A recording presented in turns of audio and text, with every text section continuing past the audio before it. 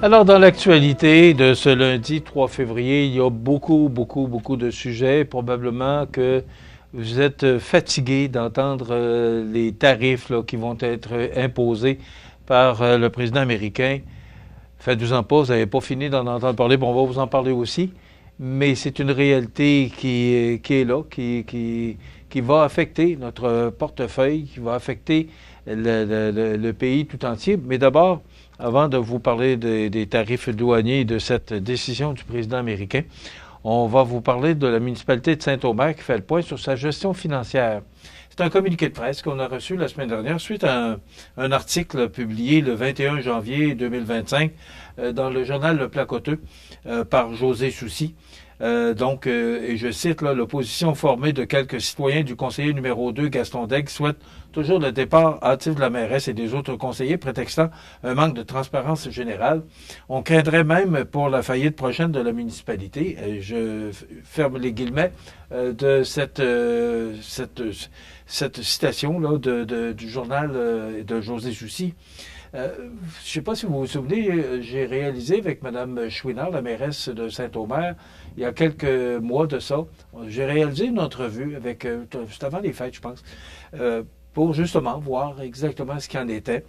Et là, ben, elle nous rassure en disant qu'il y a 360 000 $ dans le compte, ou dans différents comptes, là, et que si on a pris, parce qu'on aurait vendu des terrains, et si on a pris l'argent des terrains, c'est parce que on doit attendre, et on sait le temps que ça prend, là, lorsqu'il y a des subventions ou des programmes, ben, avec le gouvernement, on sait que c'est long, puis alors, on a pris de l'argent pour pallier à des délais administratifs liés au remboursement du programme TEC, soit la taxe sur l'essence et la contribution du Québec.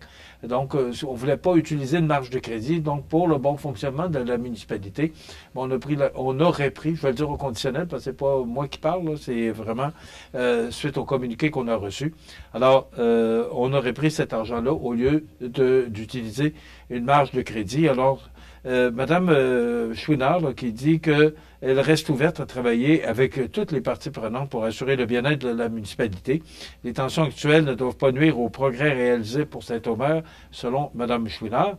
Il faut penser aussi qu'on est en année électorale. Alors, probablement qu'il y en a qui veulent peut-être, là, c'est peut-être ça aussi, mais ça ne veut pas dire que c'est ça nécessairement, quand on veut voir les chiffres d'une municipalité, ben, ils sont ouverts parce que vous êtes des citoyens. Alors, voilà pour cette histoire-là qui dure depuis quelques mois à la municipalité de Saint-Omer. Alors, on espère que tout ça va rentrer dans l'ordre prochainement. J'apprenais par un communiqué de presse émis par l'Association des pharmaciens des établissements de santé du Québec qu'il manque des pharmaciens dans les hôpitaux, particulièrement dans Chaudière-Appalaches. Alors, on fait partie de Chaudière-Appalaches, mais Chaudière-Appalaches, c'est grand, là, ça va jusqu'aux frontières de l'Îlet, jusqu'aux frontières de Thetford Mines, donc c'est grand, et il y a beaucoup d'hôpitaux, mais on est concerné, on est toujours concerné lorsqu'il se passe des événements qui touchent nos hôpitaux dans Chaudière-Appalaches, parce qu'on en fait partie. Alors, ce qu'on dit, c'est que plusieurs secteurs critiques des hôpitaux fonctionnent avec des effectifs largement insuffisants, particulièrement dans la région de Chaudière-Appalaches. 89% à l'urgence des besoins en formation ne sont pas comblés. Une part importante des visites hospitalières est causée par des problèmes liés aux médicaments, aux soins intensifs et aux coronariens, où la médication est complexe et nécessite une surveillance accrue. 55% des besoins restent insatisfaits. En dialyse, la moitié des postes nécessaires sont vacants, mettant en danger des patients dont l'état de santé nécessite un suivi rigoureux. Donc, on se dit inquiet. L'Association des pharmaciens des établissements de santé du Québec pointe du doigt l'inaction du gouvernement Legault. L'entente de travail des pharmaciens des établissements de santé est échue depuis près de 2 ans. Et je vous fais toujours le même commentaire. Comment on peut laisser des délais de 2 ans et créer des situations ces délais-là qui engendrent des situations difficiles et surtout en soins de santé. Difficile à comprendre, mais quand même. Là, ce qu'on fait, c'est qu'on réclame une intervention immédiate du gouvernement pour favoriser l'attractivité de la profession, d'abord, améliorer le recrutement et assurer la rétention des pharmaciens en région. Donc, l'association propose, entre autres, de renforcer les liens entre les établissements, d'offrir de meilleures conditions de travail, de faciliter l'accès à la formation spécialisée en pharmacothérapie avancée. Donc, ce sont les suggestions qu'on donne au gouvernement, mais ce qu'on demande aussi, c'est de négocier pour que ça puisse se régler ou se résorber. Voilà pour l'association des pharmaciens.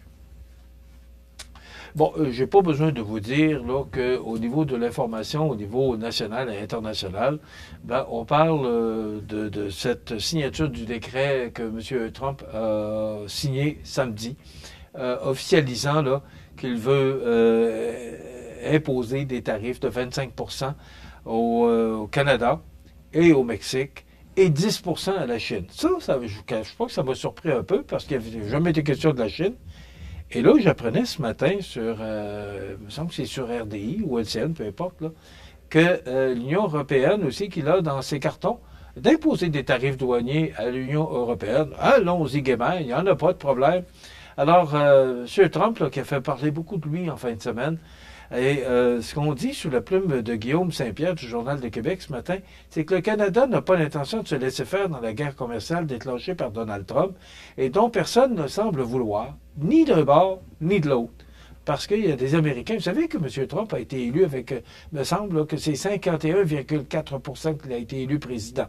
Donc, ça veut dire qu'il y a 49,6% des gens qui n'ont pas voté pour M. Trump.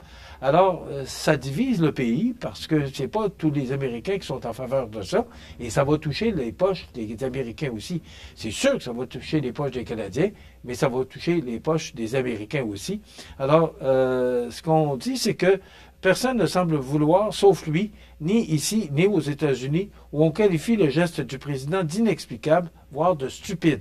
Alors, c'est Guillaume Saint-Pierre là, qui mentionne dans l'ouverture de son texte de ce matin dans le Journal de Québec. Ça fait réfléchir, et là, on entend toutes sortes excusez-moi, d'actions qu'on veut prendre pour riposter. M. Trudeau, là, qui a fait une déclaration samedi soir, qui est intervenu, là, qui doit parler avec M. Trump ce matin.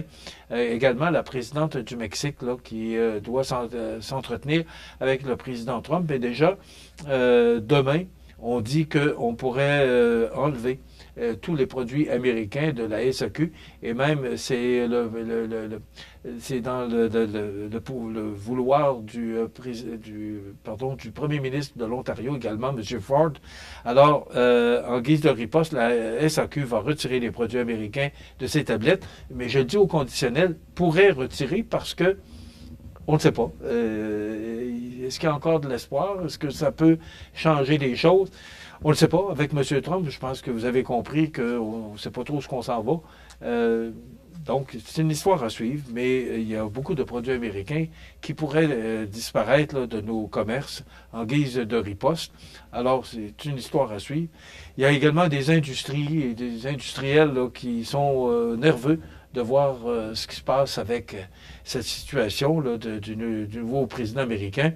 Entre autres, les secteurs de l'aluminium et de l'acier, le bois d'œuvre et autres produits de scierie. On sait qu'on est diffusé à Saint-Pamphile, donc on pense à vous, les gens de Saint-Pamphile, là, parce que, bon, il y a beaucoup d'inconnus. L'aérospatial également, qui est un incontournable au Québec, c'est plus de 40 000 emplois qui en dépendent. Et puis l'agroalimentaire aussi. Selon l'Union des producteurs agricoles, les activités de l'industrie agroalimentaire québécoise génèrent au total un peu plus de 250 000 emplois et 30,2 milliards de produits intérieurs bruts. C'est dans le Journal de Québec de ce matin. Alors, oui, ça va nous affecter. Oui, ça va nous toucher. Même, il y a des spécialistes qui disent qu'on ne sera pas gagnant parce que, bon, les États-Unis, c'est gros par rapport à notre pays. Mais on nous dit qu'on ne serait pas gagnant de faire une guerre commerciale. Mais d'un autre côté, puis là, M. Trump dit que si on augmente les tarifs de notre côté, ben lui il a mentionné que dans le décret, il est mentionné qu'il pourrait encore augmenter au-delà de 25% de son côté. Alors, On s'engage dans une guerre qui va nous mener on ne sait pas trop où. Et c'est ça, je pense, qui est difficile. C'est l'inconnu. Donc, M. Trudeau, là, qui doit s'entretenir avec M. Trump ce matin, également la présidente du Mexique, qui disait, qui a envoyé un texte sur Facebook et qui disait on a des produits qu'on est capable d'acheter sans acheter des produits américains. Alors, c'est toute une situation et les Américains peuvent connaître aussi des difficultés au niveau économique. Et M. Trump l'a mentionné en fin de semaine, ça risque de nous toucher, nous les Américains, mais faites-vous-en pas, le meilleur est à venir. Alors, tout ça reste qu'il y a beaucoup d'inconnus. On verra la discussion que M. Trump aura avec M. Trudeau, ce que ça va donner. Alors, une histoire à suivre, mais c'est sûr que vous n'avez pas fini d'en entendre parler.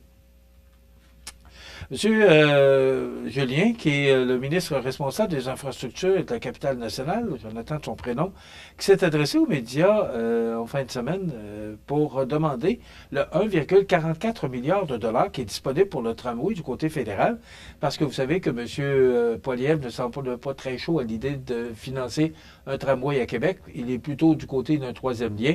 Alors, on voudrait demander l'argent qui a été annoncé pour réaliser le projet. On voudrait qu'il soit placé là, dans un compte quelque part, puis qu'on puisse s'en servir le moment venu pour réaliser le projet. Donc, j'ai hâte de voir quelle réponse qu'Ottawa va donner à M. Julien là-dessus. Et aussi, on apprenait vendredi que la presse pourrait absorber le soleil. Donc, la Coopérative nationale de l'information indépendante, le CN2I, pourrait éventuellement être liquidée pour être absorbée par la presse. Donc, c'est sous la plume de Élisa Cloutier du Journal de Québec de samedi. C'est du moins une des options évaluées par la coopérative, selon ce qu'il est possible de lire dans un communiqué publié hier jeudi après-midi, après la tenue d'une rencontre d'information des membres pour faire le point sur l'avenir de leur organisation. On sait que ça comprend là, la coop là, qui compte environ 250 membres, travailleurs au Québec. Elle regroupe le droit d'Ottawa-Gatineau, le Nouvelliste de Trois-Rivières, le quotidien Saguenay-Lac-Saint-Jean, le Soleil de Québec, la Tribune de Sherbrooke et la Voix de l'Est de Granby. Donc, histoire à suivre. C'est presque déjà terminé pour notre émission de ce lundi 3 février. Puis on annonce une journée quand même très douce, un petit peu de neige, rien de bien important. C'est ce qu'on nous informe, c'est ce qu'on nous donne comme les prévisions de la météo. Donc, je vous invite à être des nôtres demain et aussi de participer, là, d'aller chercher des dessins chez IGA pour qu'on puisse participer à cette belle promotion. Pour la Saint-Valentin, nous t'invitons à donner au suivant. Donc, c'est une belle initiative du magasin Coop IGA de Montmagny et du Centre d'action bénévole. Alors, je vous invite à aller chercher les dessins chez IGA. Voilà, ça complète. Je vous souhaite une excellente journée. À demain.